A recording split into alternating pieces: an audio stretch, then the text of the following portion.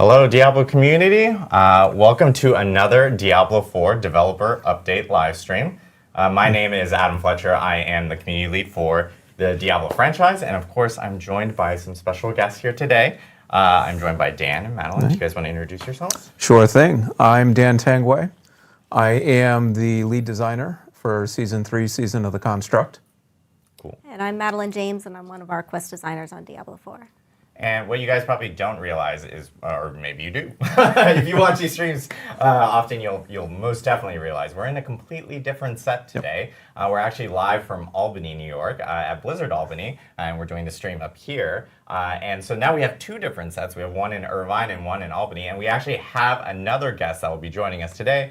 And it's a very familiar face to all our live streams. That's Mr. Adam Jackson. He's live from the Irvine studio. Hi, Adam. Good to see you. And we'll be talking to you soon because we're going to be talking about balance and classes and everything. So we'll be joining Adam here shortly. But we have a lot to talk about. A lot with Season 3. We announced it earlier this week with Season of the Construct. We've seen a lot of cool feedback and great feedback from players related to the trailer and everything that released out earlier this week. But we did want to talk a little bit, before we jump into Season 3 and those items, we do want to talk a little bit about, the new year and obviously going through the holiday, and Season 2, where we had Season of Blood, where players got to jump in, of course, fight Lord Zir, jump into different blood harvests and everything. And what was awesome to see with Season of Blood was, or Season of Blood, is that we ended up getting really great feedback from players about how they enjoyed, some of the aspects with it. And, just hearing that feedback has helped us a whole lot in terms of how we're going to build out Diablo 4, especially in future seasons. And one big thing that, we introduced was the boss ladder, with, of course, Uber Duriel being part of it. And it was a good opportunity for players to kind of target farm Uber uniques, which was really great. And we got to see a lot of players actually obtain Uber uniques this season. And I will say, we plan on having the boss ladder again for Season 3 with some tweaks, which we'll talk about here shortly with the stuff that we're going to be talking about with quality of life changes and everything. And of course, we had Abattoir of Zir. This was a new endgame feature that we ended up announcing at BlizzCon. And we introduced right before the holidays for players to check out. And, I do want to give a huge shout out to the community because we got a lot of feedback about Abattoir of Zir. And this feedback is really important because we are planning on additional endgame activities in the future. I will say that Abattoir of Zir will not be present in Season 3, but based off the feedback we ended up hearing from players, we'll have more news to share in the future about, maybe next iterations or growth from what we've learned with that endgame feature with Abattoir of Zir. So thanks again to the community for all the great feedback with that. And then we have Midwinter Blight, which was our first event, our first holiday event in Diablo 4, where players got to actually collect really, really cool cosmetics. If you wanted to carry some bells and race around on your back or on your weapons and everything like that, you had the opportunity for that. Another good opportunity for our players to actually provide feedback, because this was our first holiday event. And so we're actually going to have future holiday events. You guys will hear about one pretty soon in the future. And based off of a lot of great feedback we got, you'll be seeing that feedback applied to some of these future events that we have coming forward. And of course, at the end of the year, we ended up going over kind of all the big stats since Diablo 4 launched, and a ton of people have joined Diablo 4 to slay demons with us in Sanctuary, and a lot of people have died as well.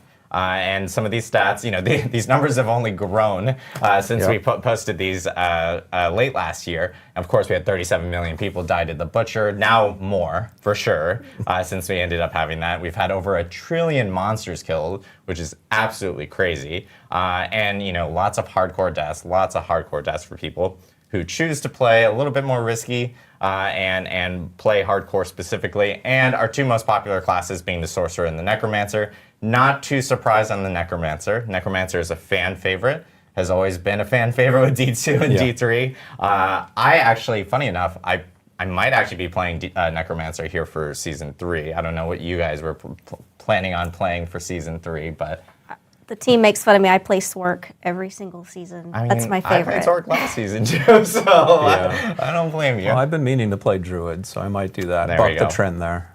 There we go. I did Druid in season 1. I did Sork in season 2. Feeling Necromancer in season 3. So I think that's going to be my choice there. But so it was great to see all the numbers and all the stats from Diablo 4 since launch. But today we are here to talk about season 3, Season of the Construct. It's arriving January 23rd. Dan, do you want to give us a quick little rundown? Sure, yeah. So Season of the Construct is packed with a lot of content. And so there's a lot of things we're going to cover coming up. I mean, the first thing we're going to talk about is our all-new Questline that delves beneath the sands of Kyrgyzstan. Nothing good happens beneath the sands of Kyrgyzstan, so that's where we're headed. And in addition to that, as you've seen from a lot of the promotional materials, we are now introducing a seasonal companion called the Seneschal construct. And that is something that you can upgrade and really kind of round out your builds in new ways. In addition to that, we have a couple of new repeatable activities. The first is the Vaults, which is an all-new dungeon type. And the second is Arcane Tremors, which is a new Overworld activity. And last but surely not least, in terms of the Season 3 package, is the Gauntlet and Leaderboards. And those are coming pretty soon, but we'll give you a bit of a tease right now, I think. Yeah, so I know a ton of stuff for Season 3. Yeah. This is most definitely the biggest season yet for Diablo 4, with a lot of content. And as you mentioned, Questline and story being the first thing that we wanted to dive into. Yeah. Madeline, I think this is a good opportunity to talk to us a little bit about what we can expect for the Questline for Season 3. So as Dan mentioned, we have a new Questline for Season 3. In it, you are going to assist the mage Ayujan to purge the demon Malphas from the vaults of Zoltun Kulle. Malphas has taken over the vaults, turned them into his own little kingdom, and has turned the hazards and the constructs inside of them against their makers. I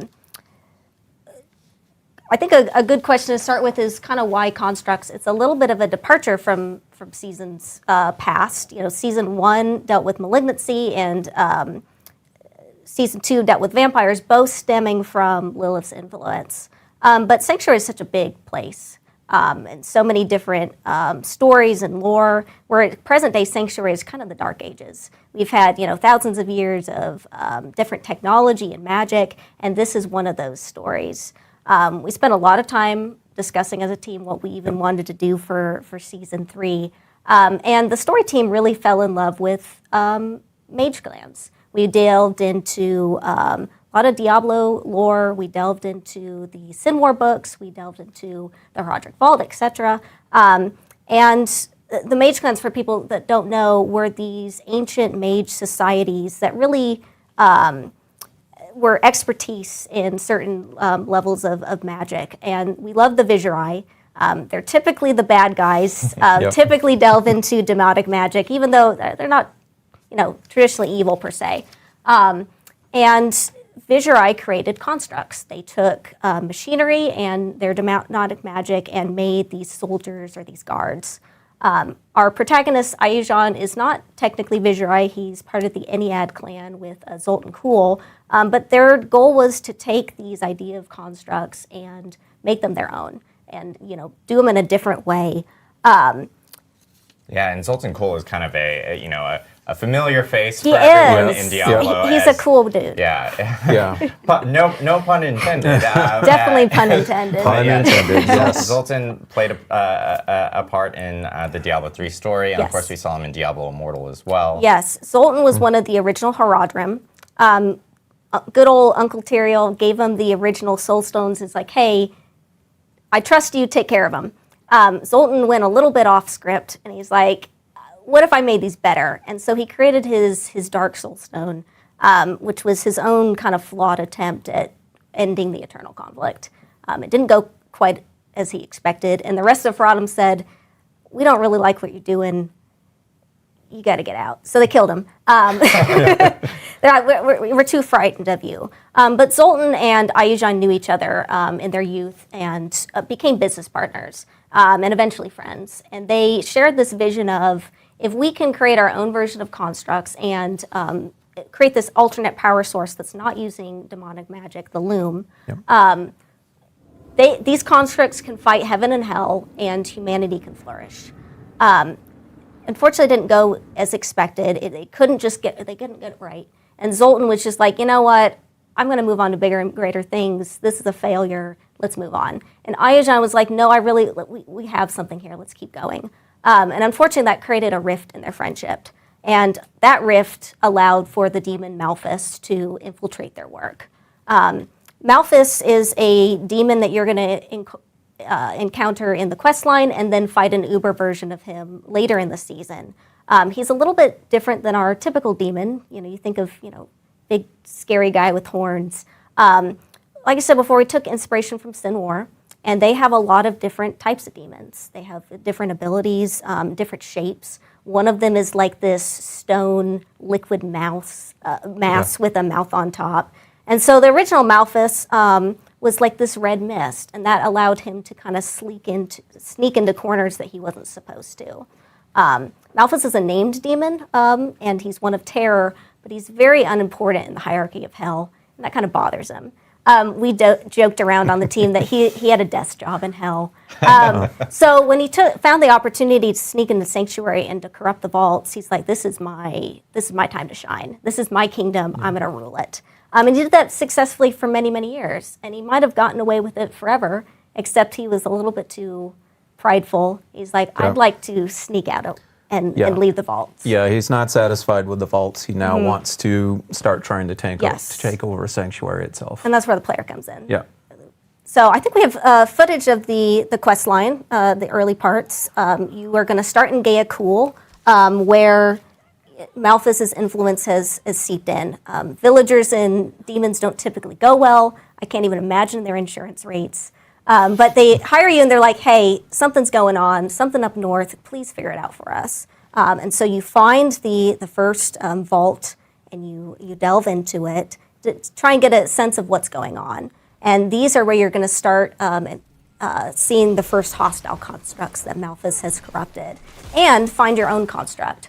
You start finding pieces of it. You're going to keep traveling through, and eventually you're going to find Ayajan, who is in a less perfect than ideal situation under Malphas' influence. You eventually free him. He's like, thank you so much. I don't even know what's going on, but let's figure this out together. And he fixes the Seneschal construct for you. He's like, you're probably going to need this as we delve into and force Malphas out. Yeah, and here we're seeing like part of the quest line, like obviously building up and kind of creating your own Seneschal construct. Yeah. Now, I think we have footage of the Malphas fight as well. Oh yeah, we can jump into that. So Malphas is our first stationary boss. He uses the environment, the hazards in the room, as well as his glaive to smack you around. There are different elements in the boss fight that are going to periodically switch. Like I said before, he's this red mist, but for this fight, he is possessed the largest construct he could find, the Guardian, to fight you, and the Loom is in the background. Yeah. So imagine then Malphas is pretty much become like the embodiment. It's the vault itself, and the vault is now coming alive to try and kill you. When you delve into the vaults, it's definitely going through his literal body. Yep. He definitely wants you out. He doesn't want you in there. He's going to he'd throw everything in the kitchen sink at you. Yep. We also have footage of our new seasonal town, the Gate Hall. This is kind of the gateway between the vaults and the upper world. You're going to go through it in the quest line, and then it is going to turn into a town for you to use. Has a waypoint, so easy travel. Most of the vendors that you know and love, you can see here that they're actually construct vendors that Ayajan has fixed for you to help you out.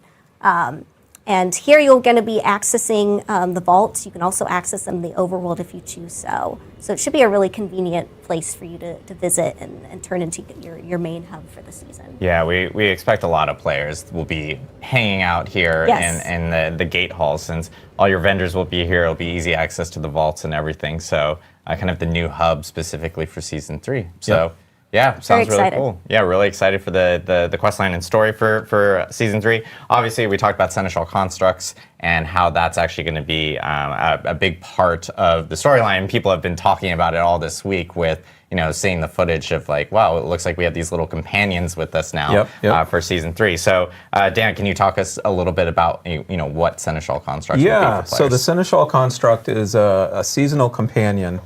And the seasonal companion is kind of the embodiment of your power chase for the season.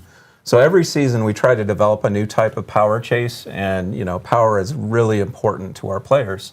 Obviously, this is a game about becoming super powerful and killing lots of demons, and we're always trying to find new ways to do that. So we really wanted to stretch ourselves this season and find a way that players hadn't seen before. And so that is how the Seneschal came into being. Now, the Seneschal is this little construct, maybe not so little, but it follows you around, and it has different skills and abilities. And I will note, you can pet your construct, your Seneschal construct, but you have to be able to pet it. So yes, absolutely important. Yeah, and so you can have 2 skills on your Seneschal construct. Those are given to the construct using what is called a governing stone. And governing stones are these semi-precious stones that you can find throughout your adventures in Season 3. They drop in a lot of those repeatable activities I mentioned, which we'll cover soon. And there's lots of different types. I think there's about 12 that you can slot in. We weren't satisfied with that, though. Because, 12 skills, it's cool. Don't get me wrong, but we wanted to allow players really to modify those skills however they saw fit. And so we've also developed 27 different tuning stones, another type of stone, that you can slot in then to modify that skill. And so you've got those 2 governing stones, and then each governing stone has 3 different tuning stones that can modify it and just create really wild combinations of powers that'll allow players to experiment how they see fit. And so kind of with that breadth of powers, then you've got a lot of different options for being able to kind of round out your build and create new types of ways to kill demons. Awesome. So, that's very cool. It sounds really cool. Yeah. And I think we might actually have I some think examples we do. and footage of what some of these would be. So let me tell you what's going on here. So we've brought up our construct menu, and this is in the inventory UI, but it's its own separate UI, so your construct is not going to take up your traditional inventory space. And this construct has 2 governing stones equipped right now. One is called Focus Fire, which was that beam of fire that was coming out. The other one is called Lightning Bolt, and you can see it shooting some lightning bolts. Like I said, 2 skills, not too bad. You're killing some folks here, but we wanna amp things up a bit. So in addition to being able just to get stones as drops from activities, you can also craft stones. And so we've gone to our gate hall here, and we're crafting a new stone. We're going to see what we get. In this case, it's a pummel stone, a governing stone. I already have that skill, so it's just going to count towards XP, towards leveling up pummel. And I'm going to kit out my Seneschal a little bit different.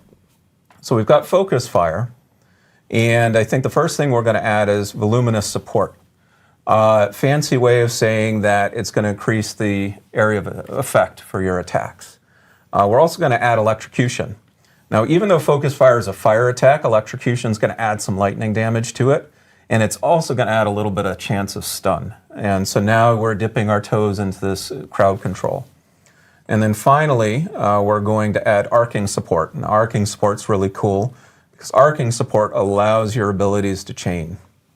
And so now let's see what that power is going to look like when we bring it back up. All right, so here now you can see that Focus Fire is chaining amongst enemies.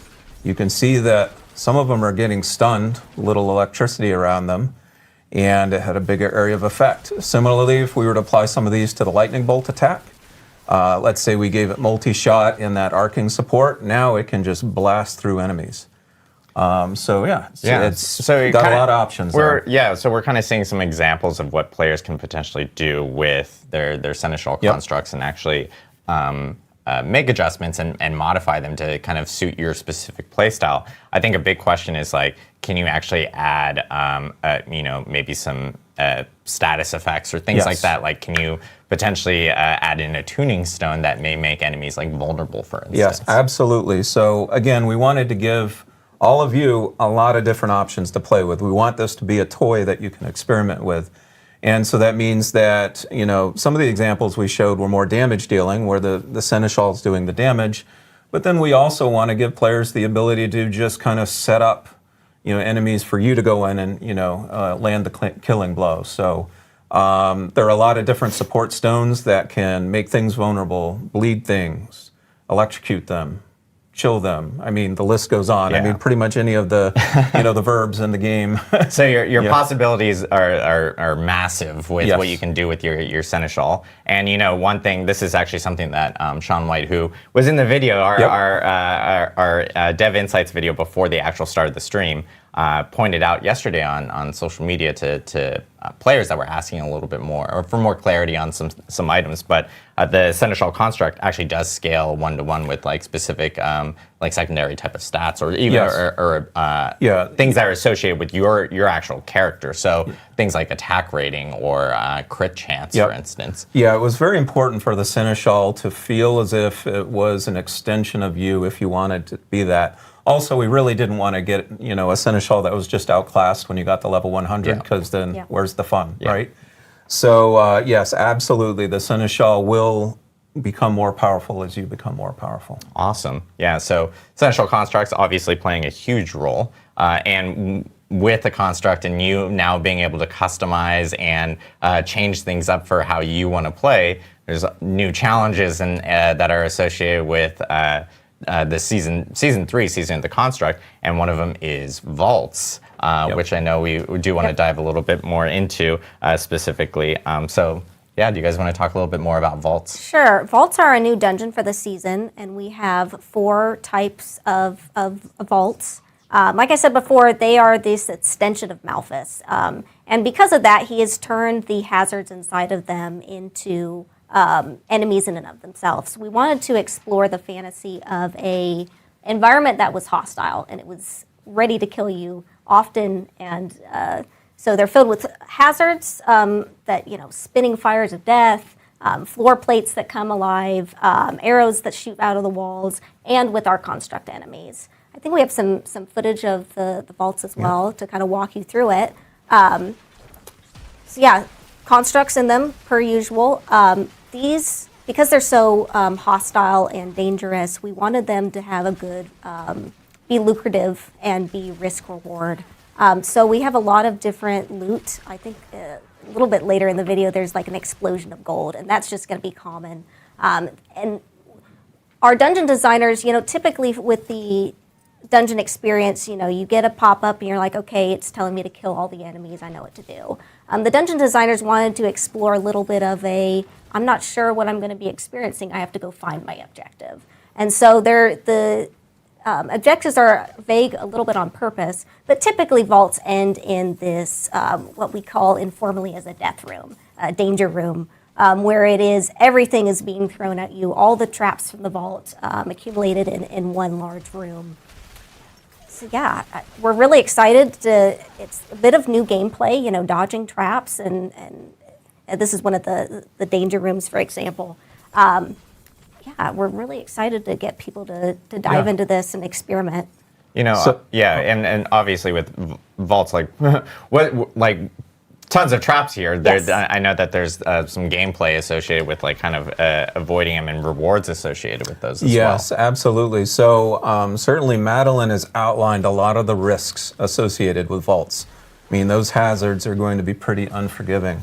But if we're putting a lot of risks in front of you guys, we want to make sure there's a lot of rewards too. So you saw a little bit of it already with like some of the basic chests in the vaults have been souped up, so they're more rewarding than those chests you'd find in other dungeons. But there's another mechanic at play too, and that's called Zoltun's warding.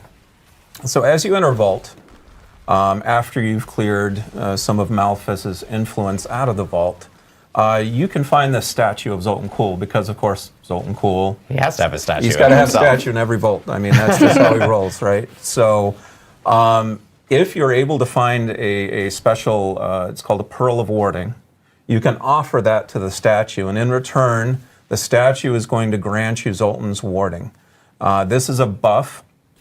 It doesn't really help your combat too much, but what it does is it gives you additional rewards, and you can see right there, there's kind of that glowing one to the side with the icon.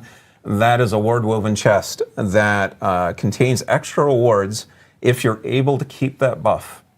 And so as you get better and better at the vaults, you're going to start basically challenging yourself to keep the buff. And you keep the buff by avoiding the hazards. And so the gameplay really becomes focused on trying to make sure that you're moving as cleanly as possible through the vaults, in addition to fighting the enemies in order to get the highest payout. And I if you make like mistakes, like I know I will make mistakes. Yes, like I will too. I am a person that gets hit by like every single trap under the sun.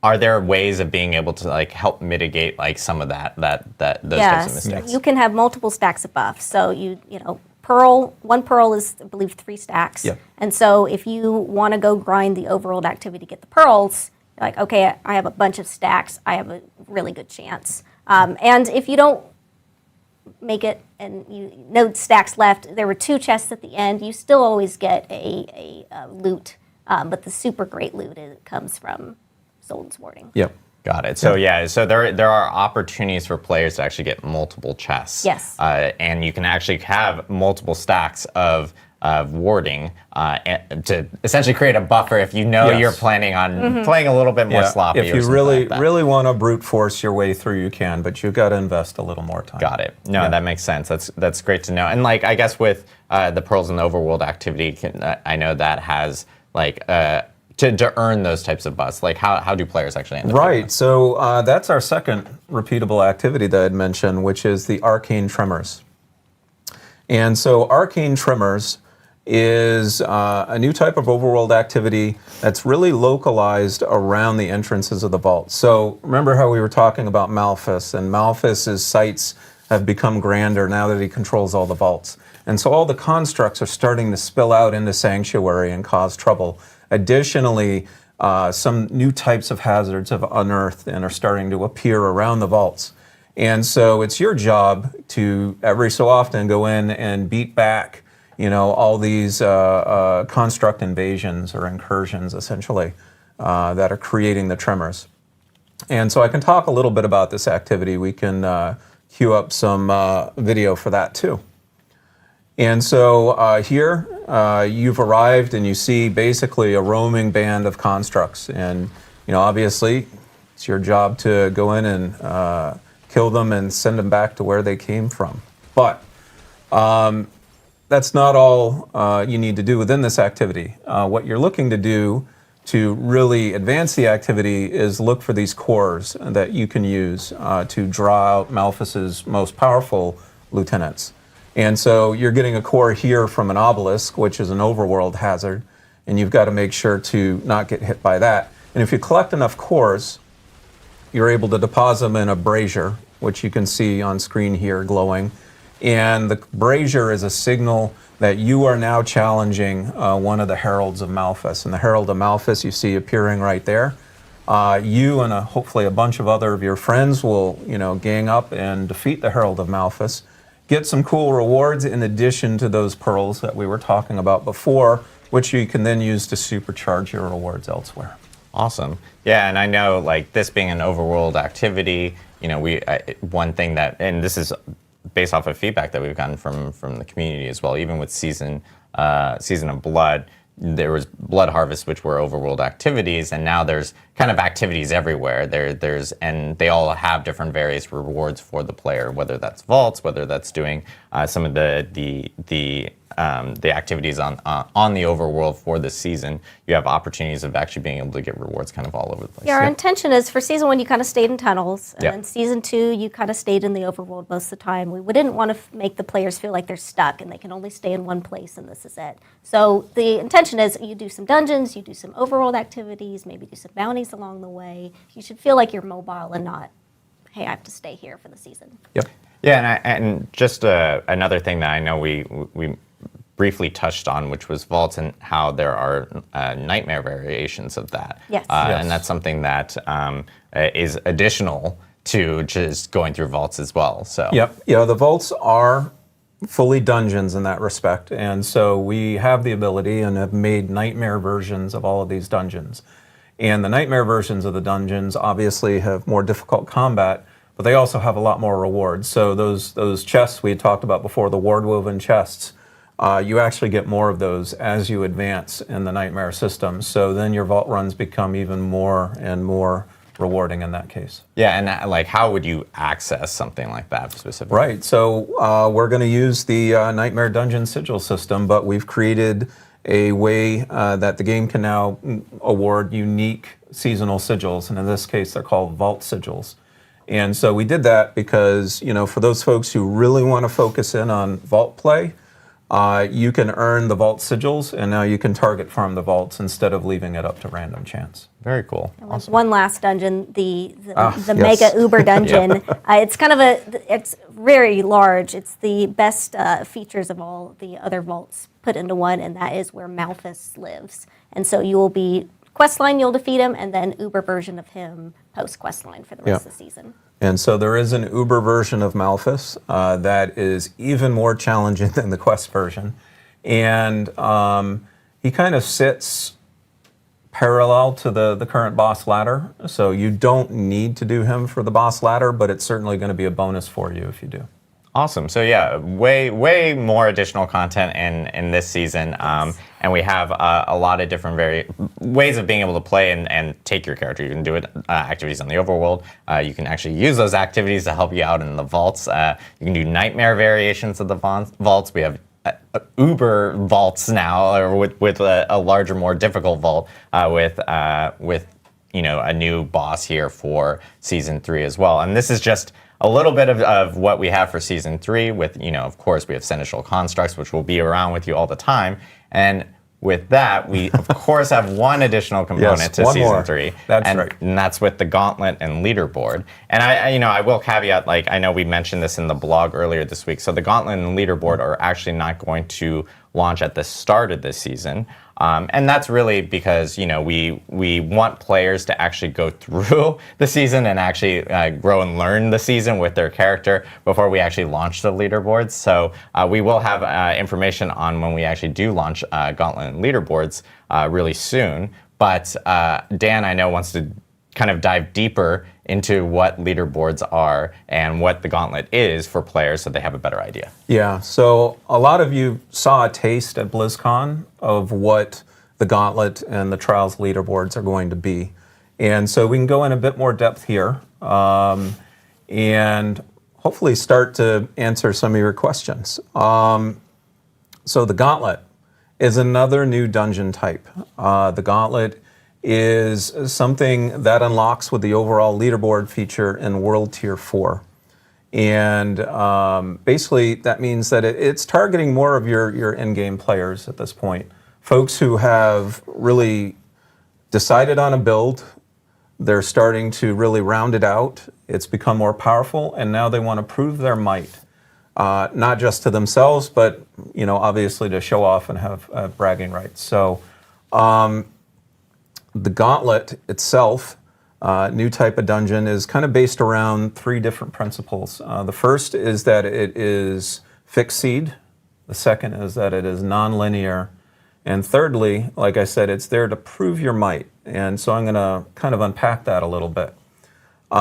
Fixed seed means really that it is trying to be as fair as possible for everyone. Everyone gets the same Gauntlet every week. And so you're not fishing for, the best roll of a rift or something like that. Yeah. It's really a level playing field at this point. And let me tell you, that was kind of hard to do. Our game is not very good at doing one thing. It loves to do random things. But in this case, we felt competition demanded that it be fair. Yeah. Non-linear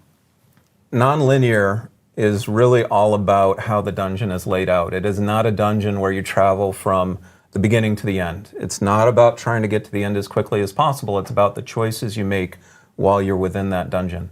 And so the layout basically allows you to develop all manner of strategies. I mean, when we had people testing the dungeons, the gauntlets, there would be arguments over, or not even arguments, sometimes people would just kind of say, what was the best path you took? Oh, I think I can do better than that. And so a lot of it is trying to figure out your way through the dungeon each week. And then finally, proving your might is about killing enemies, and gathering what we're calling proofs of might, and then trying to get the highest score possible. So it's not about just going fast. Certainly going fast helps. But it's really about how effective and efficient are you at combat. And that's going to be reflected in your score. And so at the end of a gauntlet, you're going to get a score. And you're going to say, okay, can I do better than that? And we're going to say, well, we've got a couple targets you can try and hit, but really you're going to be shooting for those leaderboards. Yeah. But let's circle back on strategies a little bit. Yeah. And I think we've got a little bit of video to help with that. So here's the gauntlet right here. It, for all intents and purposes, looks like a normal dungeon.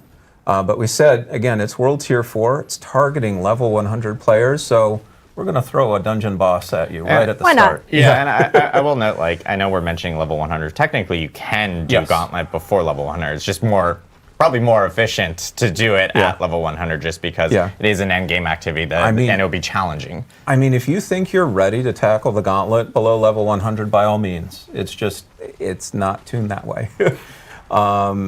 And so here, you're fighting, the Tomb Lord, and he's pretty powerful, but you're more powerful. In that case, you defeated him. Now, the cool thing about defeating that boss is it doesn't drop loot, it drops a shrine. And that shrine can then be used as a power-up to, further increase your power within the gauntlet. And there's other types of new shrines within the gauntlet, too. We just hit previously here a pillar of proving, and that's a shrine that actually respawns all the enemies around you. Now, why would you want to do that? Because you want to kill them again and get their score, right? So we've got the pillar of proving, we've got the pillar of glory, which is a way to basically get a multiplier on your score. And we've even got chests scattered all throughout the dungeon that you can earn keys for. And you see keys up in the corner on the HUD there. And those keys give you even additional score. So a lot of the strategy of a gauntlet is, as a solo player at least, trying to find the most optimal path through it and use that as a way to, take your really cool build and get the highest score possible. And something we saw in the footage, obviously the first thing we ran into was a boss, a Tomb Lord right there. And so you could technically take that Tomb Lord further into the dungeon if you want to. Yeah. You're not stuck in the room with them. You're not stuck in the room. You can draw that Tomb Lord right next to another shrine and do a combo and then start building up even higher score. Exactly, and so that's the thing I think with gauntlets, we're going to start to see some really, and because they change weekly and these leaderboards will be weekly, we're going to see players kind of create different combinations of what's the best way of optimizing for the best score possible? Taking advantage of the shrines, taking advantage of the chests, taking advantage of should I drag a bunch of enemies over here just because I know I'll have a shrine ready and stuff like that. So it's going to actually be really interesting to see, and I think it adds even more complexity to the idea once you start adding additional players to it as well. Yeah, no, we had a lot of fun testing this, especially in parties. Because parties can then start dividing and conquering what you need to do in order to get that high score. And so we expect party scores to be, frankly, ridiculous. Parties, got to play with friends there for that and stuff. And so I know with leaderboards, when you're looking at leaderboards, I think we actually have an image of the leaderboards here, just a quick throw up here. But you can see based off of how leaderboards are, there is an overall leaderboard for players, but then you have the ability of actually being able to filter by class, so you can see where you are within your own class. Yeah, so each class does have a unique ladder, and that's those first 5 icons you see right there represent each of those classes if you're playing solo. And that was really important to us because we were talking about that component of fairness that we want to make sure that the competition is a level playing field. We understand that a ball lightning sork, for example, probably shouldn't be compared to a rogue or something like that. And so we allow each class to compete independently. And then there are also ladders for each of the different party sizes, because obviously a 4-person party probably is going to be able to cover more ground than a 2-person party. And so that actually creates 8 ladders with leaderboards right there.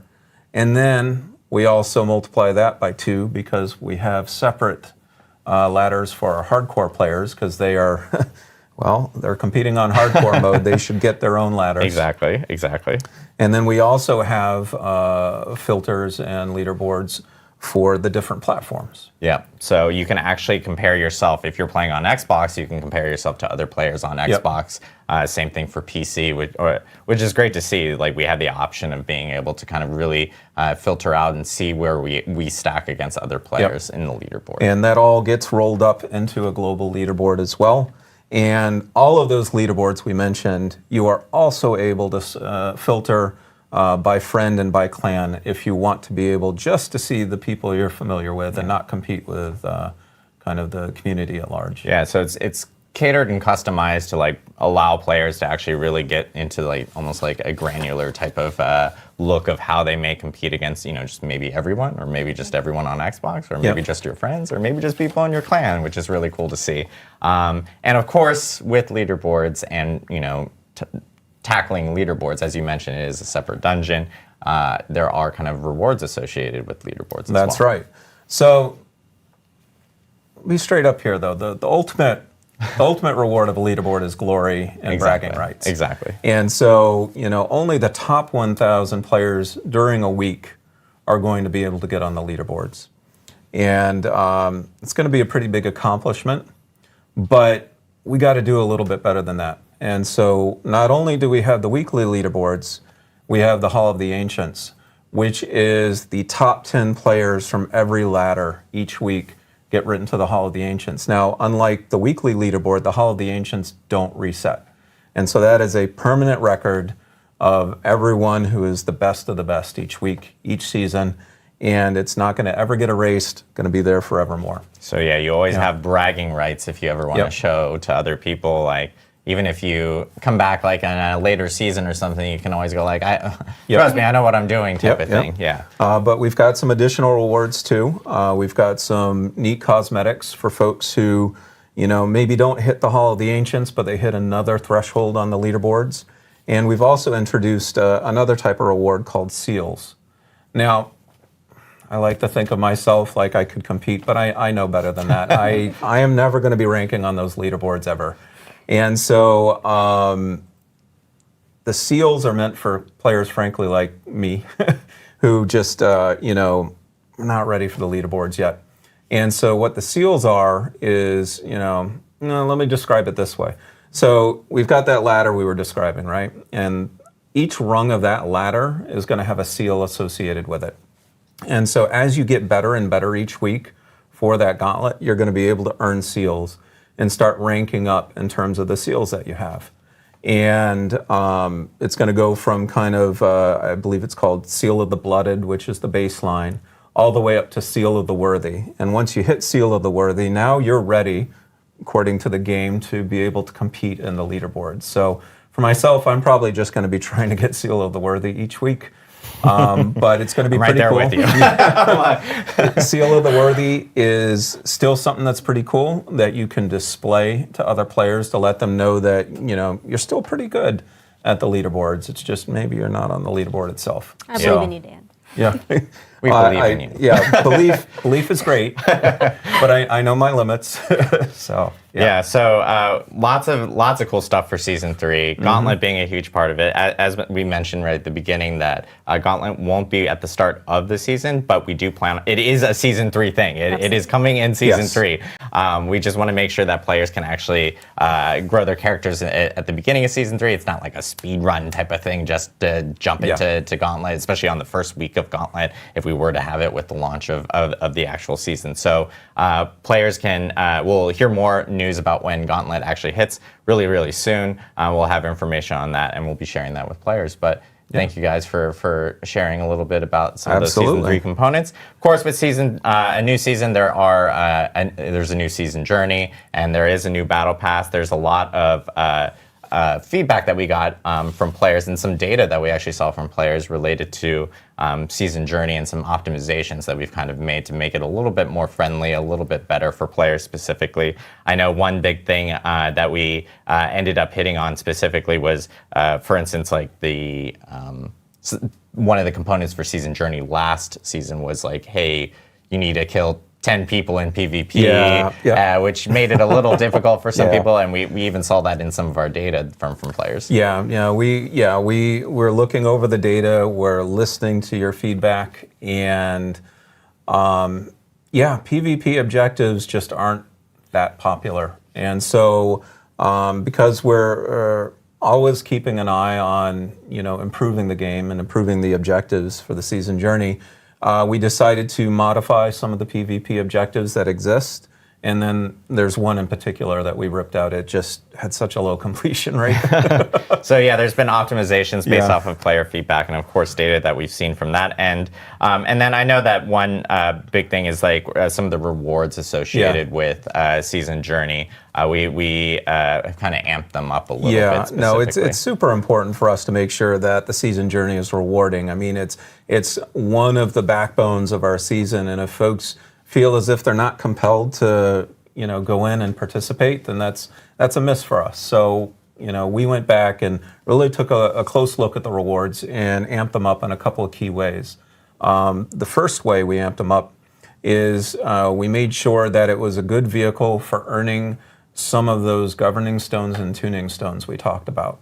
And so you actually get an advanced look for some of those governing and tuning stones if you play the season journey.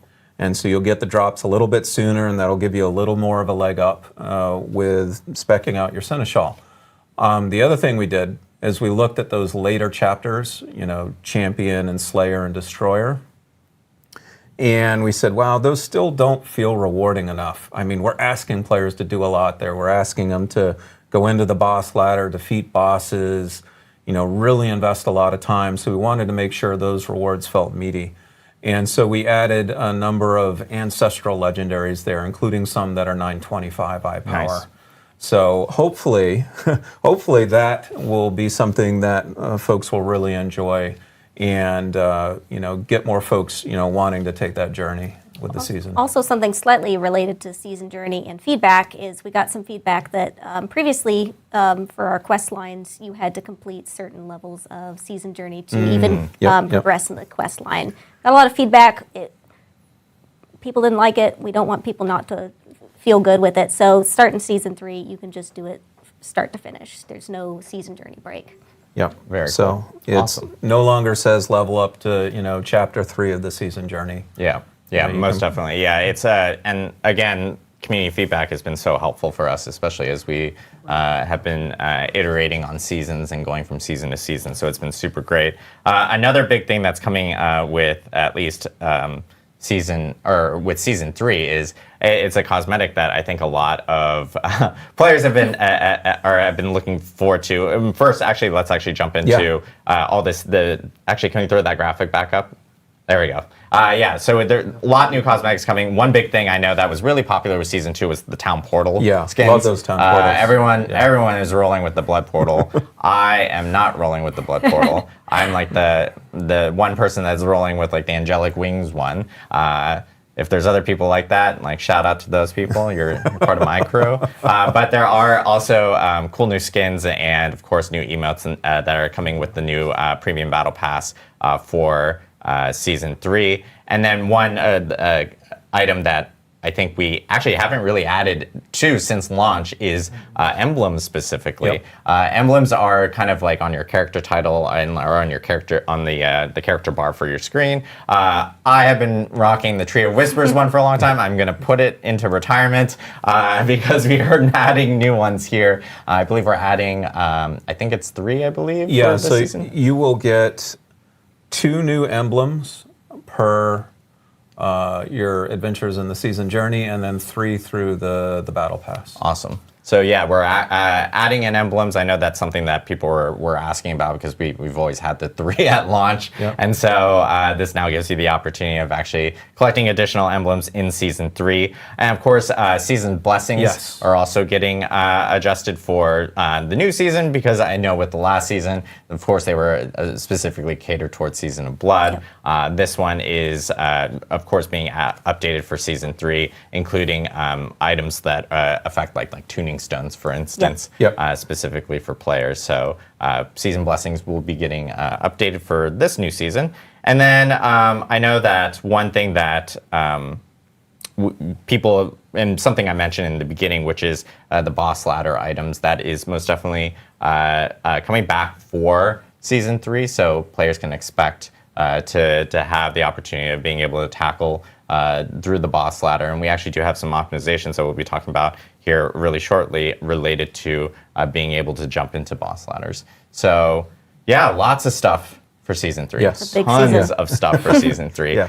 Biggest season yet for Diablo 4. And you know, we covered a lot. I'm looking forward to people jumping in. It begins on January 23rd, where players will be able to actually jump in and create new characters for the season. So Dan, Madeline, thank you guys so much. Oh, you're welcome. Really appreciate it. Yeah. And then I know for the next part of our broadcast, we're actually going to use some amazing tech. First time we're doing this because we now have 2 different sets. One here in Albany, which is themed like Cathedral of Light. You know, we're in Yep. a colder environment. It is cold outside in Albany. I'm not used to that as a California person. Yeah, I'm sorry about that. I landed lots of snow. But it's like Cathedral of Light, Fractured Peaks, you Yep. know, kind of feeling. And of course, we'll be going to Irvine, where we're in like the, I hate to say the pits of hell. Irvine is not like hell, I promise. I've lived there.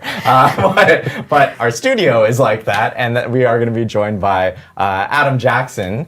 Adam, hopefully you're there. There you are. Hello. Hey, I hope you can hear me. I'm always paranoid. I can hear you live from Irvine. Cool. And, Adam, you know, they always call it the Adam and Adam show whenever you and I are on. And of course, we're going to be talking a little bit about some of the balance changes coming with Season 3 and what players can expect. And a little bit about some of the philosophy as well of what you have kind of, or what you want to actually present to the players of what they can expect going forward, especially with Gauntlet being involved. So do you want to take it away?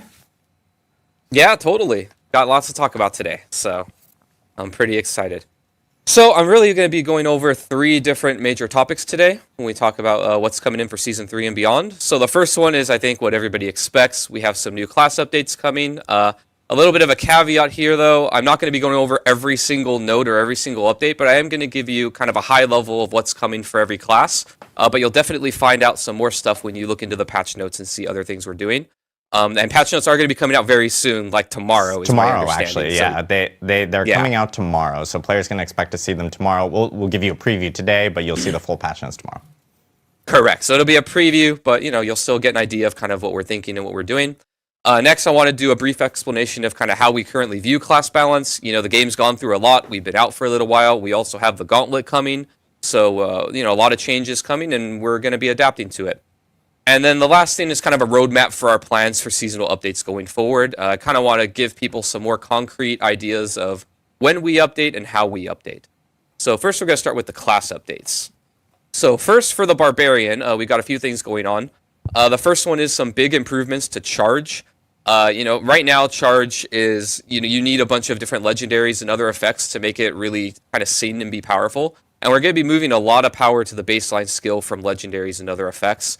It's going to do a lot more damage now than it did before. We might be insane, but I think it's really cool, and so we're going to do it.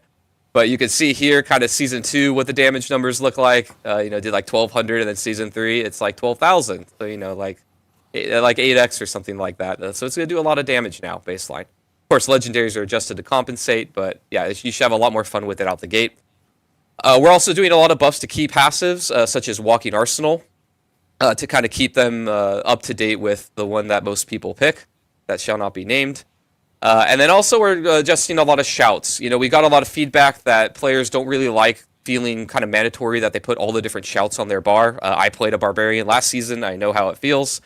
So we're trying to kind of walk this line where we want it to be fun and you can put all the shouts on your bar, but it's not required and you kind of feel like there's good reasons not to. So we've done some changes there. And, you know, if I were a betting man, I'd say I'd put my money into, you know, charge and maybe some key passives as far as things that I think you'll be happy to see. So I think you'll be kind of happy with our changes there. You know, Adam, whenever we have you on, you have to talk about class stonks. And this is class I do like stonks. my stonks. Yes. So next, let's go over to the Sorcerer. Again, these aren't all the changes. These are just high-level stuff. First one is, you know, we know that Sorcerer players have kind of had some pain trying to apply Vulnerable to enemies, so we're giving it to Lightning Spear now. So just baseline, Lightning Spear, when it crits enemies, will now make them vulnerable. So you have another avenue there that isn't Frost Nova to consistently apply it. We also have some buffs to various Paragon legendary nodes that you can look forward to that kind of open up or make some things stronger. And last but not least, for you Meteor fans, Meteor build is getting quite a few updates and buffs across the board.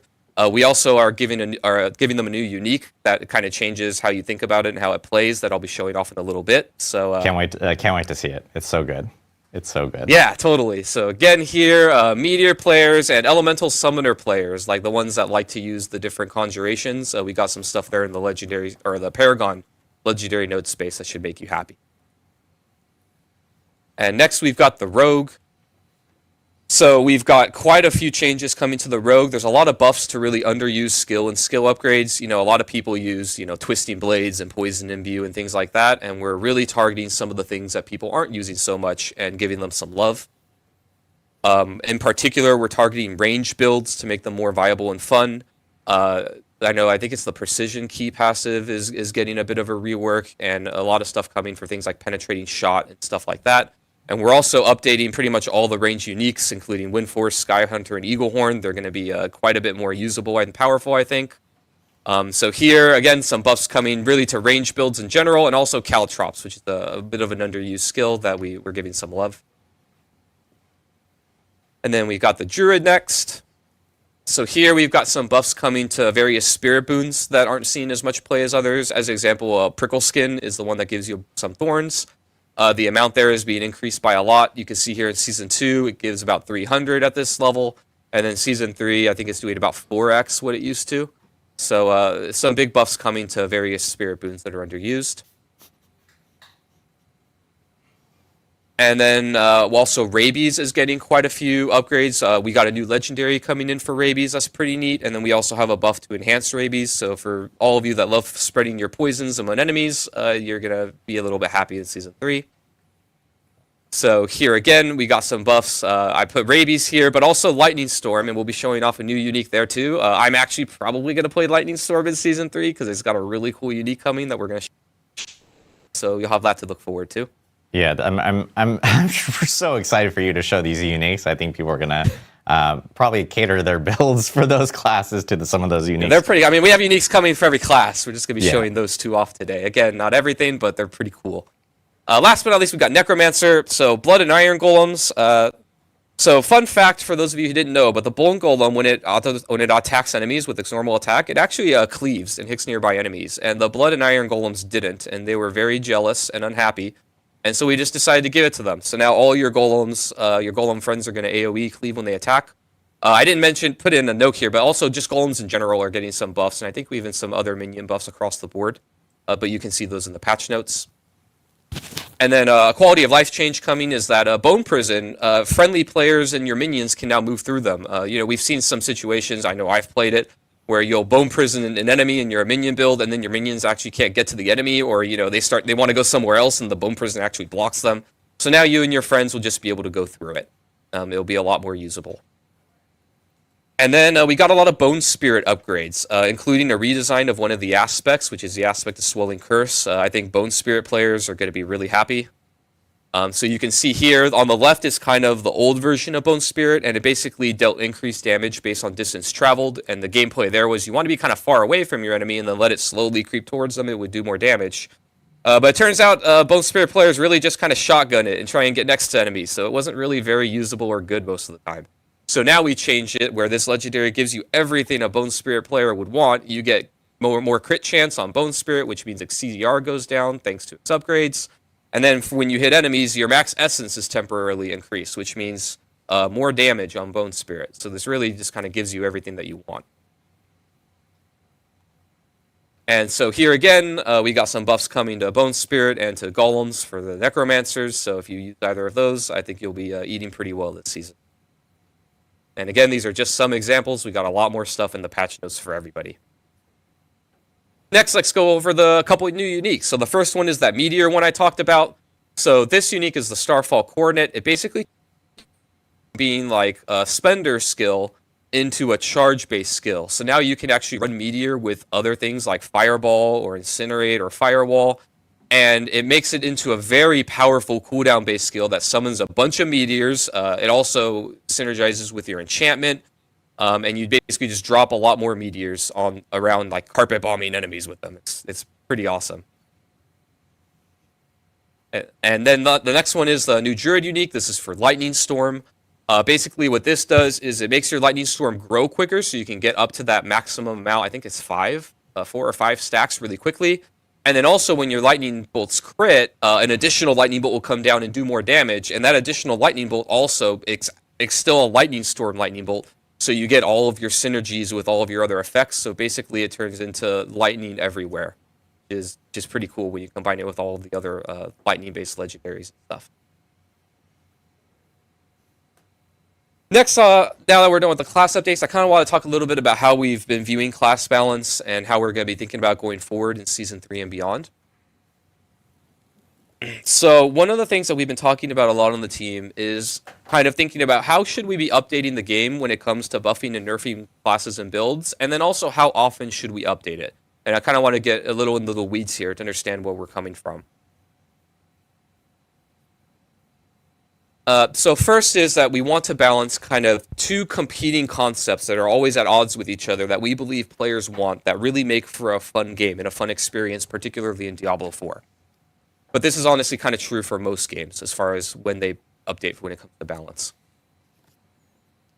So the first one is we believe that players really want to feel like you all can have fun with powerful builds that you discover. Kind of a core part of playing these games is you think outside the box, or you discover something, or maybe even you follow a guide, but you find something that's really cool and awesome, and then you want to go wreck demons and kill stuff with it, right? You want to feel like you have this sense of permanence where you can make something, it's going to be cool, and you can go and have fun with it. But then on the flip side, here we also believe that players want the meta to refresh so that the same things aren't obviously the best choices forever. Right, looking back at Season 2, easy thing to point to is Ball Lightning, right? Ball Lightning was really fun and awesome. Newsflash, it was also kind of bugged.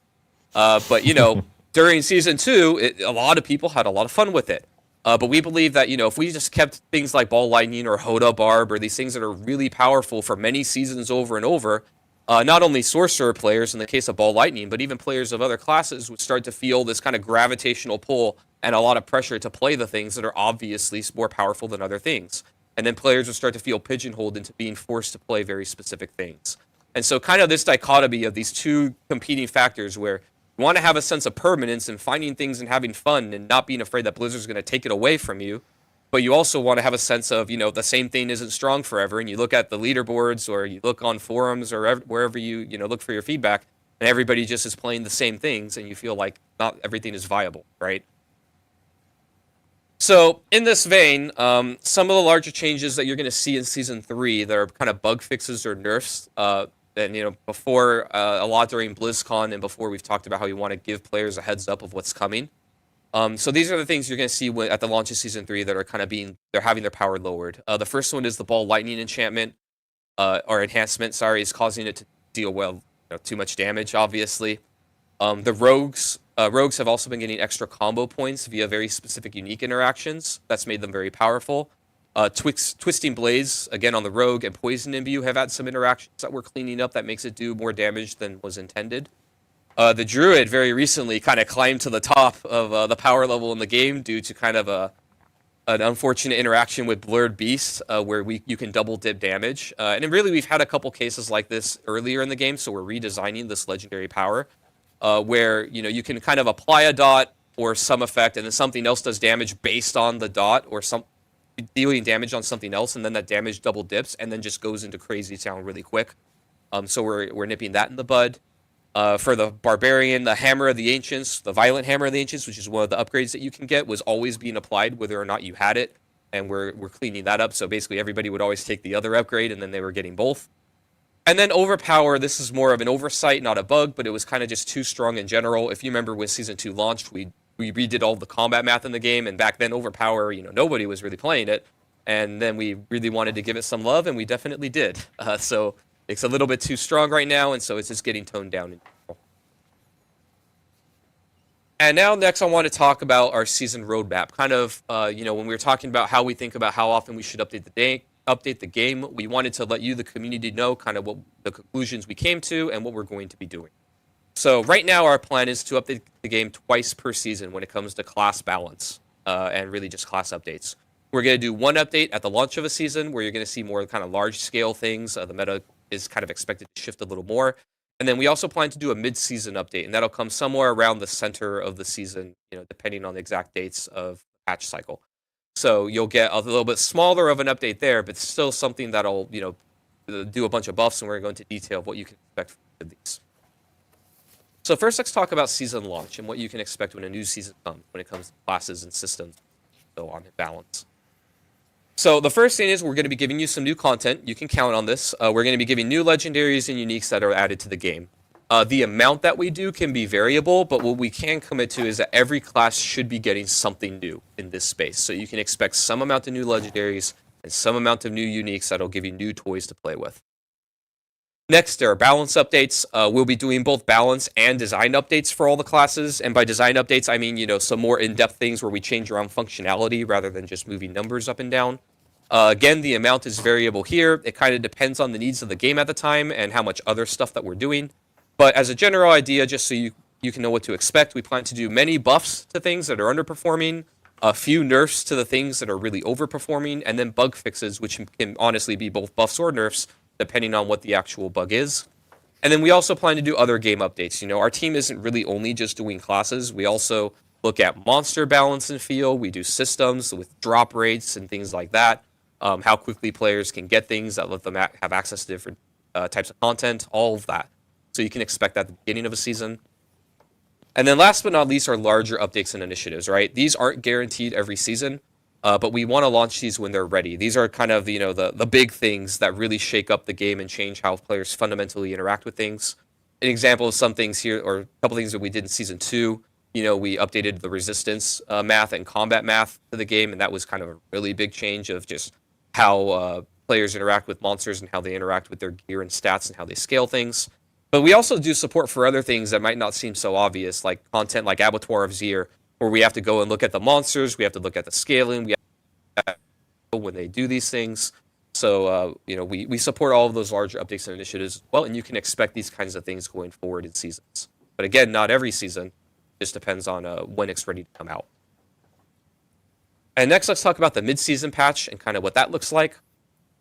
So the first thing is we want to bring back previous season fan favorites. One of the nice things about a seasonal kind of model for a game is that we can experiment with things and then bring back the things that work. So an example of where we did this before was the Malignant Reigns. A lot of the Malignant Hearts in Season 1 had really cool designs that people really liked and got attached to. And we were able to bring that back in the form of unique reigns, right?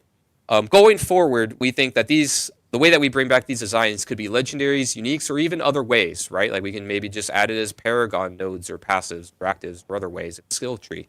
We don't really want to be limited to it must always be uniques or it must always be legendaries. But what we do want to limit ourselves to is that we definitely want to promise that we can do one thing per class. And we also think that we can pull from all seasonal designs, not only from the previous season, right? If the design of the power mechanic of a season doesn't really fit into something that's evergreen for players, then we don't want to be limited to trying to shoehorn it in. We may just bring back, maybe a lot of Malignant Hearts or a lot of Blood Seals. People really got attached to. We don't want to be limited to like, oh, we can only bring back 4 or 5 things, and then we can never bring more. So we're just gonna kind of look like what happened in the past and people liked, and then bring some of those things back. And then the balance updates, we also want to do this in the mid-season patch. The scope of this will be smaller compared to the beginning of the season.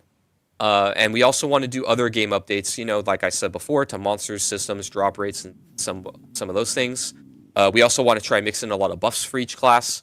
And then we will be doing bug fixes, and these will be both buffs and nerfs. And we'll go into a little more detail of that in a minute. And then we're really going to try and hit this goal. No promises. These are famous last words for me. But, we want to try and do few to no nerfs that really aren't bugs. And our kind of thinking and philosophy here is that we know that, unlike the beginning of a season, players spent a lot of time farming for these things. And we don't want you to be scared of making powerful stuff and then knowing that we're going to take it away if it's too strong, right? And we want to have a sense of permanence when you start a season, that you can try and target something that's cool and then finish it. But sometimes we need to if something's way too far out of control, particularly now that we have the Gauntlet coming in. And our plan is to really broadcast the nerfs, whether they're design or bug fixes, before the mid-season update, so that you have an idea of what's coming, so that you can adjust your builds and play accordingly. So now let's give a couple examples here of kind of, if these things had existed in Season 3 and beyond, how would we think about and how would we handle these in a mid-season patch? So, in Season 2, like I mentioned before, the Hammer of the Ancients, this upgrade, Violent Hammer of the Ancients, was just always being applied, right? Basically, overpower builds were just getting 30% more multiplicative damage for free. It was a bug, not intended at all. This is something that we would fix in a mid-season patch. So, like, if this happened in Season 3, you could expect that in the mid-season patch, we would bug fix this, and, that would be a nerf to that build.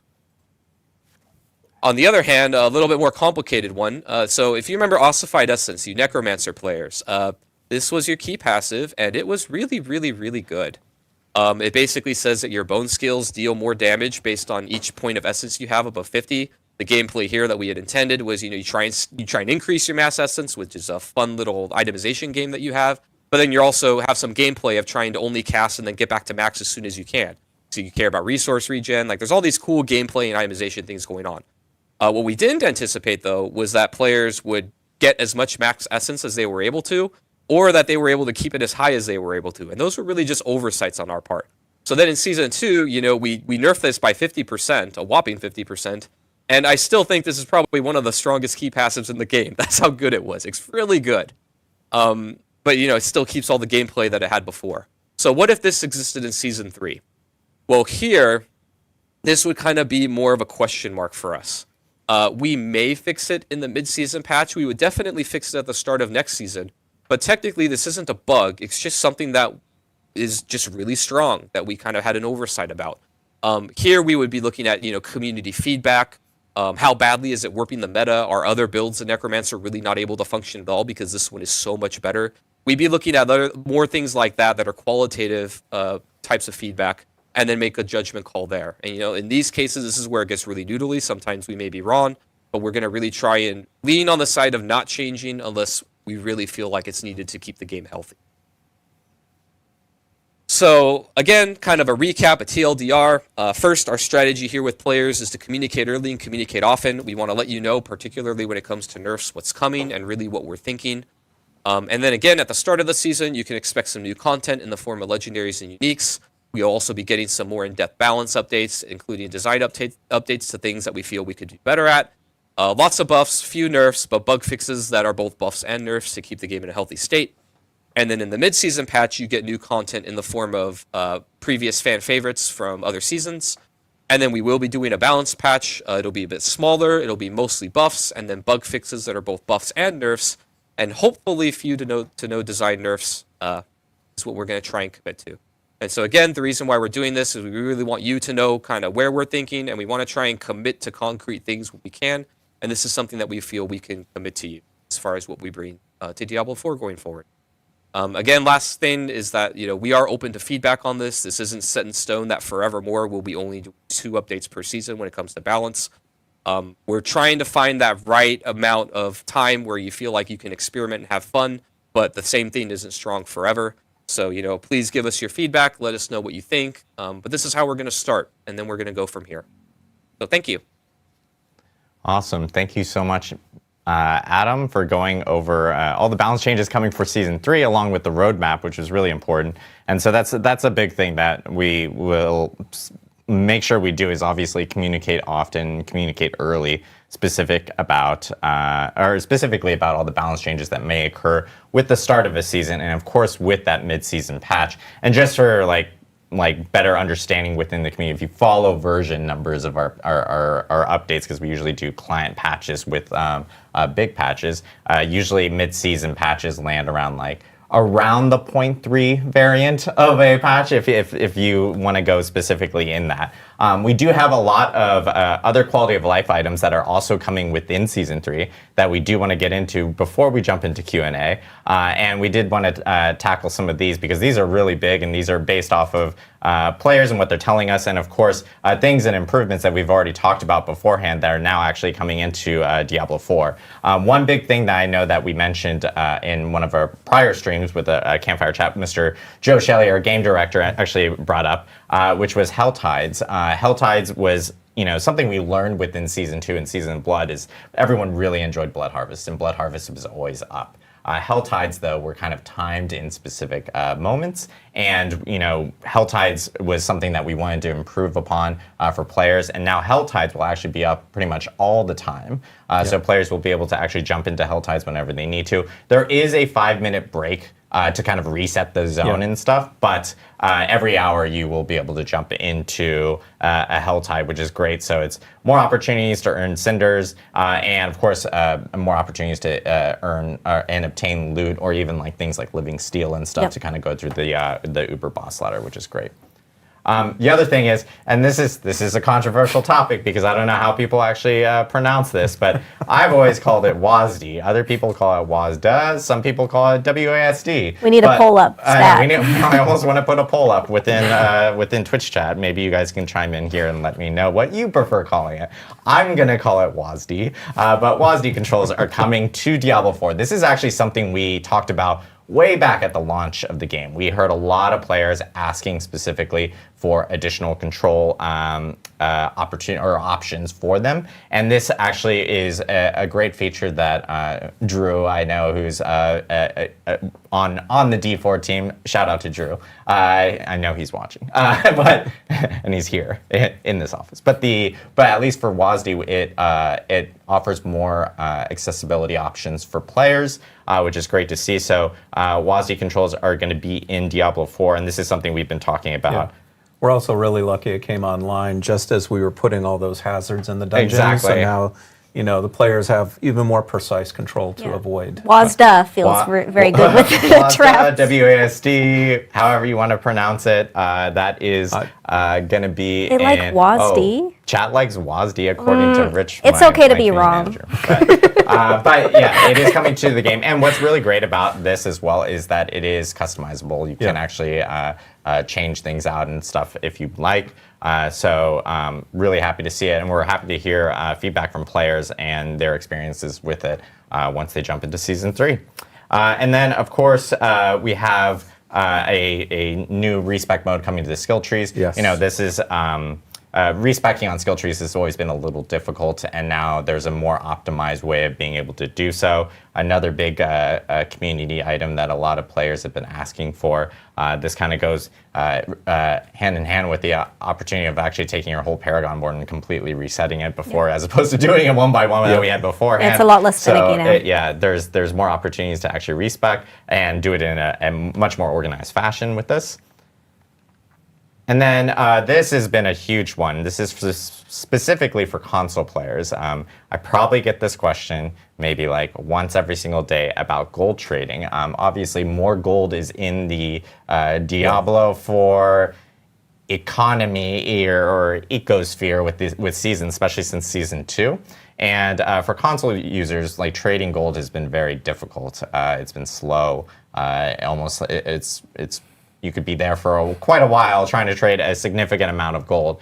And so the gold trading UI has been updated for console users, so they'll be able to actually trade gold without having to maybe spend 5 to 10 minutes doing so in one trade. So I know that is a big thing that players have been asking for, so we're happy that's actually being included.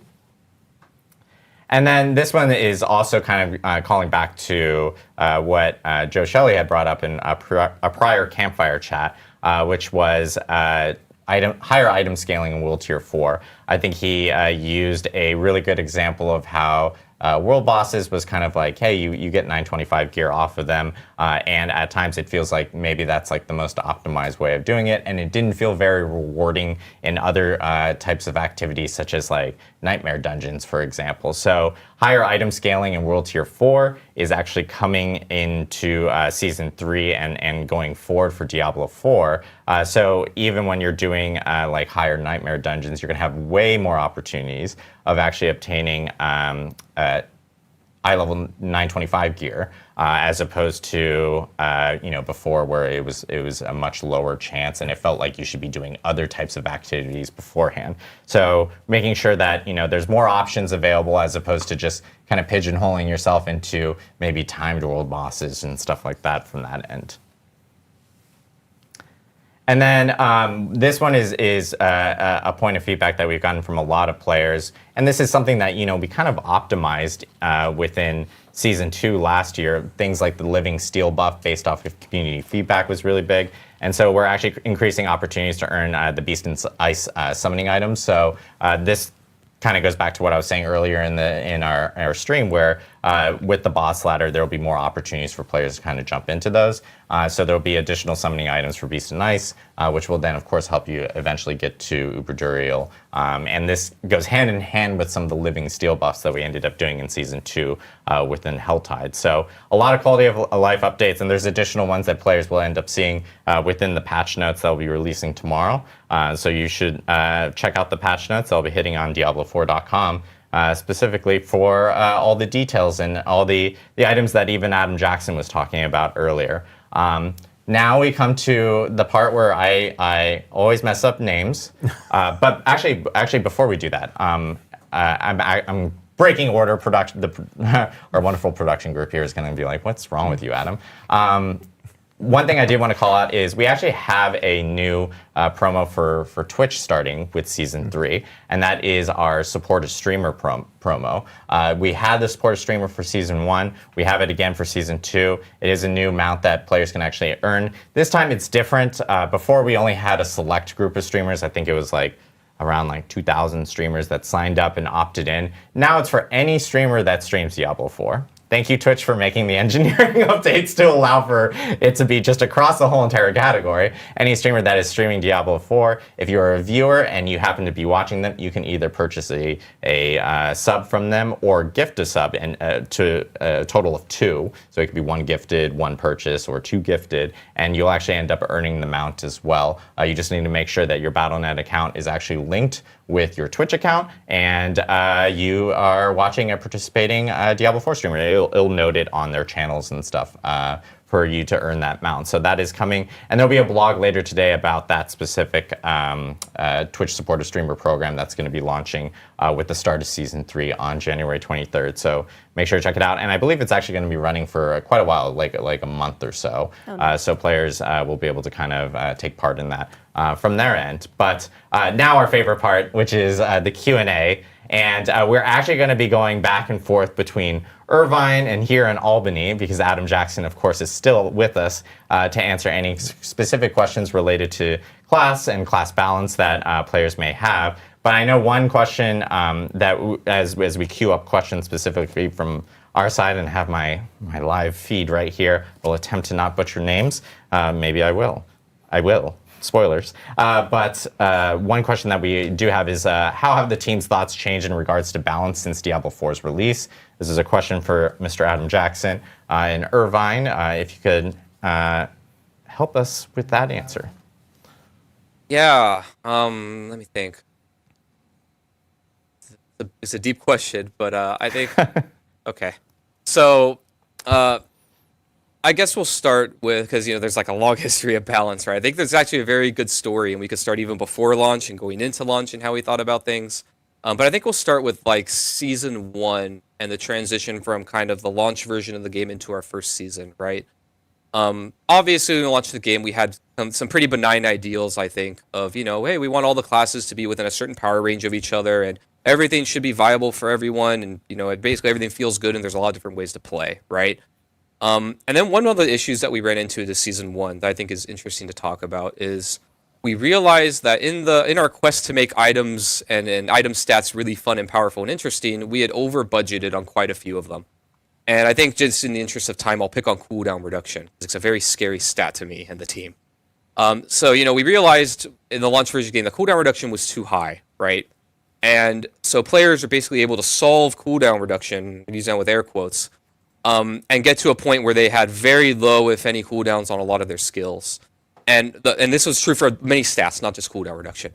But one of the problems that we knew was going to come up that was a kind of future us problem, or really almost immediately us problem, is that if we let players solve these things, whether it's defensive stats, cooldown reduction, resource, whatever it may be, and we let them solve it only in gear, then we're going to get to a state where we can't give exciting things to you anymore that you're going to be really happy about and that will feel impactful because you just got it all in gear, right? And while gear does need to be cool and interesting, if you completely solve these things, I can't give you a legendary power, or I can't give you something late game that really buffs and changes your build in a meaningful way if you got it from just one source. And so then we launched season 1 and we're like, okay, we're going to kind of eat our vegetables here, and we're going to preserve the long-term health of the game, but we're going to do these very necessary nerfs, and there are quite a few, right? And even at the time we did this, we knew, we tried to mix in a bunch of buffs and, try and make it feel good, but we just didn't hit the mark, right? We kind of failed in that endeavor. We did, do the necessary things to bring the game in a long-term healthy state, but it came at the cost of player fun and player sentiment. And so you went from, the beginning preseason to season 1, and the game overall just got quite a bit less fun because you were just less powerful and you weren't compensated enough from the player point of view.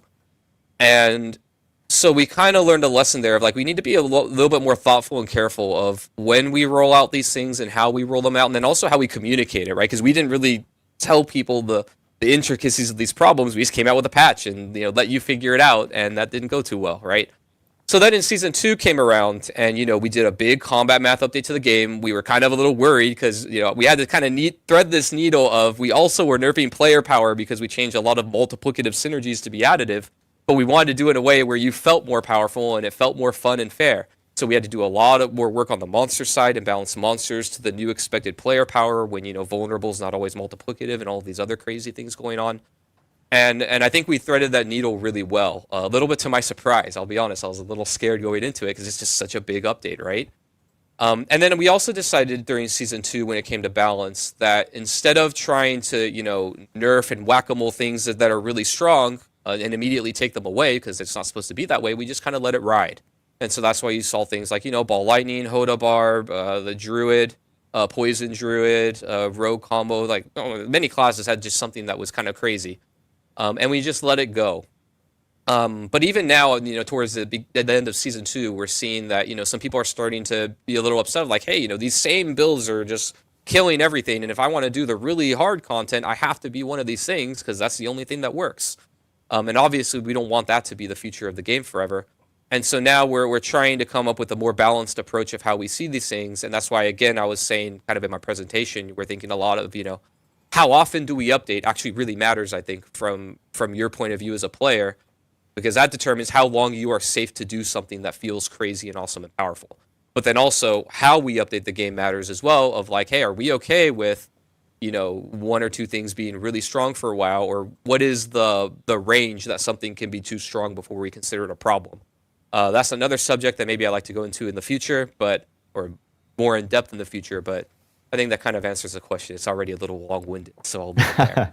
All good. No, I appreciate it, Adam. And so we're going to go through some additional questions. I might be going back to Adam, but I know one question that we at least have gotten regarding Season 3 is, this is from Ice Vixen. I'm attempting. What about group play in vaults? How does that specifically work? Because obviously there's the warding buff and everything. How do rewards kind of associate with that? Right, so you are able to group up and play through a vault. And Yeah, it behaves pretty much like any other Nightmare dungeon. And so, there are instances where if you leave the dungeon, you will lose the buff. So we're trying to avoid some cases where players might try to cheat their way to the end. Yeah. But overall, we're trying to be as supportive as possible for group play. Awesome. Makes sense. And then I know this is a question back for Adam, a popular question regarding minion builds and plans for minion builds. I know this one has been brought up in chat quite often. What are the plans for like maybe Necromancer or Druid minion build specifically? Yeah, I definitely don't get asked this all the time. So let me think. So we know the feedback that people want minion builds to be kind of more impactful, and these are now I'm kind of going into my opinion, but I think a lot of that feedback comes from a combination of, they don't feel necessarily maybe as powerful as other builds, which we can and we do. And if you've noticed in our past patches, we've consistently been number buffing minion builds, and even this patch does have some number buffs in that realm. But I think a more complicated, difficult problem to solve is kind of the relationship between the player and the minion, and making the minions feel really cool and awesome, and your investment into them really pay off in a way that is kind of more visceral. That is a harder problem to solve that requires it's in my mind, and I'm not promising anything, but these are things like rethinking of how the Book of the Dead upgrades work, and that relationship between sacrificing and minion upgrades, and really trying to make them do more visually, I think, cool and awesome things, and maybe more reacting to you, and so you feel like they're doing a lot more on their own a little bit. That's kind of the direction that we think. We don't have anything to announce right now as far as that. And Druid Companions, I think, are kind of in a similar vein, even though they don't have quite the same support in fantasy that Necromancer does, because they don't have a Book of the Dead, for example. But I think players really just want this visceral feeling, like I've got my gain with me, and we're all going and messing with stuff. So we're doing number buffs now. It is a thing that we are looking at. I don't have any promises of when, because again, this is something that I think is a little more difficult to tackle, and we have other things that we're tackling that are a little more difficult coming in the near future. But it is something that we know of and that will definitely be coming. I just don't know when. Awesome, I appreciate it. A question related to Uber uniques on Uber Vaults. Is that something that players can find there, or what can they find in that? So Uber uniques are still the domain of Duriel at this point. That's going to be your best shot for getting Uber uniques. But we still wanted to make the Uber Vault rewarding, and so for the Seneschal construct, we've actually created several unique tuning stones, which really we haven't given away too much information about, but defeating Uber Malphas is going to be the only way to earn those. Awesome. Yeah, so players will be able to get really, really powerful, unique tuning stones specifically from those. And I will spoil it a little bit. We did technically have PC Gamer did a good interview with Sean, and I know it was kind of revealed specifically in one of the shots there. So if people want a sneak peek of what one does, there is an opportunity to actually check it out there. So people can actually see it there. Another question back for Adam. This is another big question within chat. Oh, by the way, Beefcake Monster asked that last question. I forgot names, but this one is actually asked by a lot of people, so just many names specifically. Sure. Snapshotting. Snapshotting is something that kind of appeared, especially as players were going through Abattoir of Zir. Do we have any plans regarding snapshotting and what we might do for that? Yeah, we do have things coming. I don't have anything to announce today. It won't be at the beginning of Season 3, but we do have fixes coming for snapshotting. We're aware of the problem.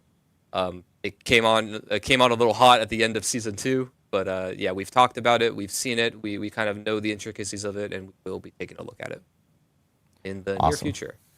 Awesome, I appreciate it. A question that I've also seen a few times in chat about Zoltun Kulle, funny enough, do we encounter Zoltun Kulle in this? Do not encounter him. He is still dead, no digging up his head this time, but you will hear his voice. We have several lore books that drop throughout the vaults, and generally his presence, and Ayajan speaks of him quite often. Of course, we have to hear Zoltun Kulle and his wonderful voice of talking down to everyone. So that makes perfect sense. I know a question regarding the vault specifically, is that an area that players can actually maybe potentially level up Paragon glyphs, or is that still something that is tied to Nightmare dungeons? So the Nightmare versions of Vault should work the same way as Nightmare dungeons in that respect. And Awesome. you should be able to level up your glyphs there too. Awesome. Yeah, I know that a lot of people were hearing about the Nightmare vaults and they're going like, well, does that serve also the same, like, can I do almost like get both objectives in one type of thing, which you now can. And that was from Galley055 who asked that question specifically. And then I know a question we have from UN Tanks Up. Bad. Terrible, Adam. How many times can we do the Gauntlet in a week? So we have not restricted players' access to the Gauntlet. I think it's the type of content we want people to try and master. And in order to be able to do that, you've got to be able to practice and you've got to be able to improve. And so really you can play it as much or as little as you want. Which is a change, again, from something like a Nightmare Dungeon where you need a sigil. The only requirement right now is that you are World Tier 4 and that you think you're ready. Yeah. So again, you can jump into these specifically before, gauntlets specifically before hitting level 100. It's usually preferred to go in at level 100, but you can try tackling it a little bit earlier if you want. And you can do it as many times as you want, which is really cool. So I'm excited to see how players optimize because, of course, they change every single week and they get to kind of like learn and they get to kind of maybe modify based on how many people are within their party, which is really, really cool. A question that we also have been getting regarding some of the I lost my question now. I'm so bad at this. The itemization updates that we have talked about in the past. A lot of people were asking like, hey, is that still on track for Season 4? This one was specifically from Fermel. Yes, that is still on track for Season 4. We have a really massive itemization update coming specifically for that season. And we'll have more news to share as we get closer to Season 4. But for right now, we don't have news to share with the community for Season 3 regarding that. But it will be pretty significant, and we'll be talking about that more in a future stream here coming down the line. And then, let's see, any updates regarding like some of the group finders or social features? I know that is also another big question that a lot of players have been asking over the last, couple months, specifically about, hey, are we making any changes and everything towards that? And really, this is something that we addressed at BlizzCon as well. I think Tiffany answered this one, where it is something that we're looking into, and the team is obviously seeing the feedback, and it's something that we're planning on working and making better through the lifetime of Diablo 4. So players can expect to see better and more optimizations towards the social features and the friend finder specifically from that end. Let's see. Do we get more sources of Uber uniques for this specific season? Really, the best way of grabbing Uber uniques is through the boss ladder for sure, through Uber Duriel. And there are more. You can of course find Uber uniques anytime throughout the game. It's just there are higher chances through Uber Duriel, and that is still the same specifically for this season. And there are, of course, now more opportunities to go into that fight now, since we've like amped up a lot of the drops specifically around like Living Steel from Season 2 to the Beast and Ice summoning items now with Season 3. So players will actually be able to kind of jump into Uber Duriel specifically from that end. Let's see. I know we get a lot of questions about Field of View. From players asking like, hey, is there any update of like, are you guys planning on actually increasing the field of view? Right now, we don't have any plans towards that. It's just something that we've been hearing a lot from players. There's a lot of work that, of course, has to go into something like that. But whenever we do have an update, we'll make sure to actually provide that specifically on that end. Codex updates is another big thing because people have been asking about the Codex updates. I'm just like kind of shotgunning. I'm seeing like words appear in chat. I'm like, oh yeah, that thing. that is something that we talked about before, and that work is currently underway, and that will also be part of a future season. And it is a massive update. It's something that we had talked about beforehand on previous streams, which was kind of helping out with inventory, making sure those specific aspects were like pulled out of inventory and kind of stored within the character or cataloged within the character. So we will have more info on when that actually ends up hitting soon. But there's a ton of things that are coming to D4 to help address a lot of some of this community feedback specifically on that end. And then question regarding Gauntlet. This is from RM Dragonheart. Will you be able to inspect the top players in Gauntlet and see what builds they're potentially using? So you will be able to inspect the top players from Gauntlet. There'll be a link from the leaderboard to a player's profile. And you'll be able to see what they're playing currently. But we do not save a snapshot right now of what they played at that moment. Got it. Awesome. Yeah. So yeah, if you want to see kind of like, top builds and stuff like that, you have the opportunity to, but it does, if they happen to change their build overnight or something like that, it's going to grab whatever that existing build is specifically from that end. And then I know we've gotten, or this was a question from Max, not TV, regarding Malphas. Do we have any plans of Malphas becoming maybe potentially an endgame boss outside of the season? Or are we planning on maybe, introducing it in like a boss ladder in the future? Right. So every season, much as Adam described for power, we take a look at those elements that we really liked from a previous season to see if we can bring them forward. Certainly people on the team like fighting Malphas. Hopefully y'all enjoy fighting Malphas too. If you like fighting him enough, then perhaps in the future, we could bring him over to the boss ladder. Yeah, but, just like Farshawn. Yeah, but we're no commitments to that quite yet. Awesome. Cool. Well, I know we went through some questions here, and we're a little over beyond. We were aiming for 90 minutes. We're a little beyond. It's totally fine though. Really appreciate. Yeah, a lot of stuff in season 3. Really appreciate everyone providing questions. And if you have additional questions, of course, make sure to ask them over social media, Reddit, forums. We're always checking those out, and of course, we'll try to address them in either future streams or immediately if we can after the stream. Again, patch notes for season 3 and the new 1.3 patch are going to be hitting tomorrow. So make sure to check Diablo4.com specifically for those patch notes. It's a big one.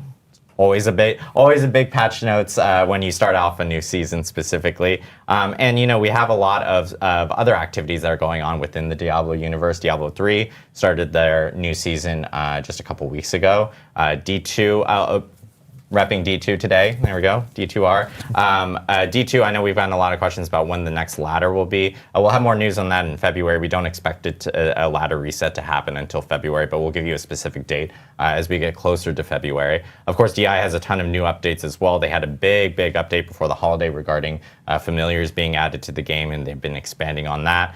So there's a ton of stuff coming to the Diablo universe. D4, even earlier this month, we talked about how we will have ray tracing and a lot of those features coming into Diablo 4 here really soon.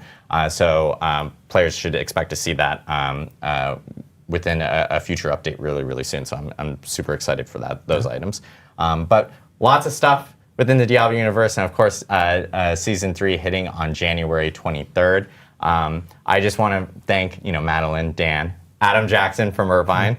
I'm looking forward to flying back and saying hi again, Adam. But I want to thank you guys for of course joining us on this special developer update live stream for season 3. And just a heads up for people that are watching, we our friends at Xbox are actually doing an Xbox Developer Direct that's going to be starting here really soon. So make sure to check that out on the Xbox channel on Twitch and on YouTube. And of course, we'll be raiding into some of our wonderful Diablo partners on YouTube and Twitch. So make sure to tune into them immediately after the stream. But thank you guys again for tuning in for the developer update for Season of the Construct, which is launching on January 23rd. Patch notes tomorrow on Diablo4.com. And yeah, thank you guys from Albany. Really appreciate it. See you guys in game. Have a good one.